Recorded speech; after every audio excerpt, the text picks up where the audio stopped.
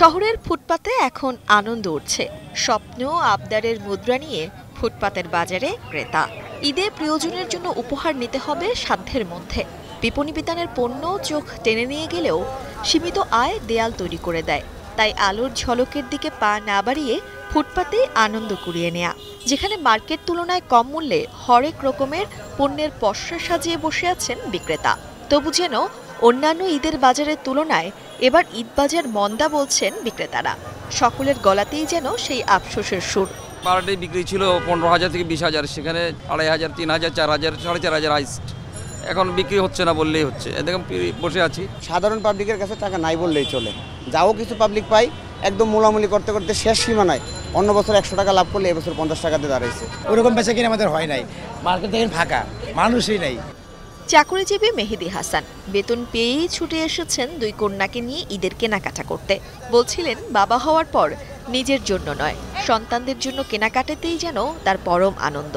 আর তার মেয়েরাও যেন বাবার সামর্থ্য বুঝেই পছন্দসই কেনাকাটা করতে এসে খুশিতে আত্মহারা।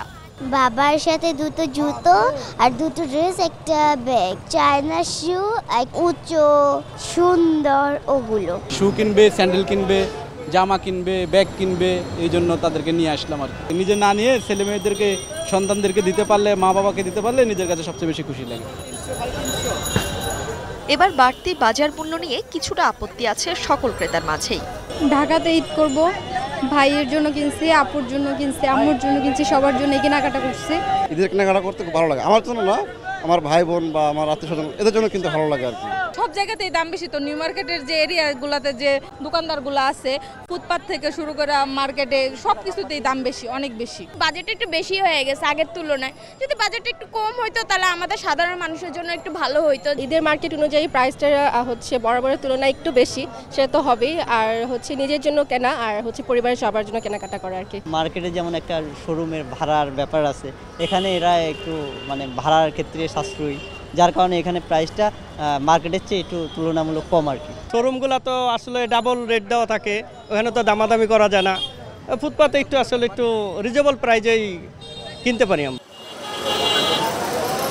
রাতের আঁধারের মাঝে সড়ক ও পরিবহনের বাতি এবং এলইডির ঝলকে ফুটপাতও যেন পেয়ে যায় বিপণী বিতানের জৌলস।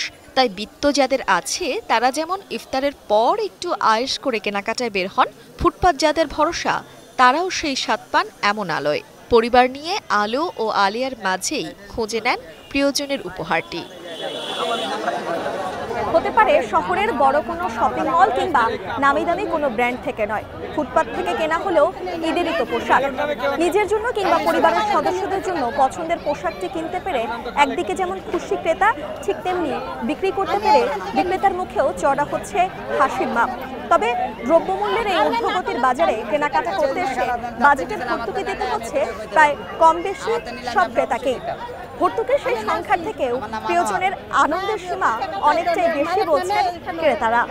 আর ঈদের এই আনন্দের প্রস্তুতি চলতে থাকুক চাঁদ রাত পর্যন্ত, তেমনটা প্রত্যাশা বিক্রেতাদের। নানজিলা খান মিম, এখন ঢাকা। শিয়া বাটার, অ্যালোভেরা ও ভিটামিন ই সমৃদ্ধ লিলি বিউটি সোপ।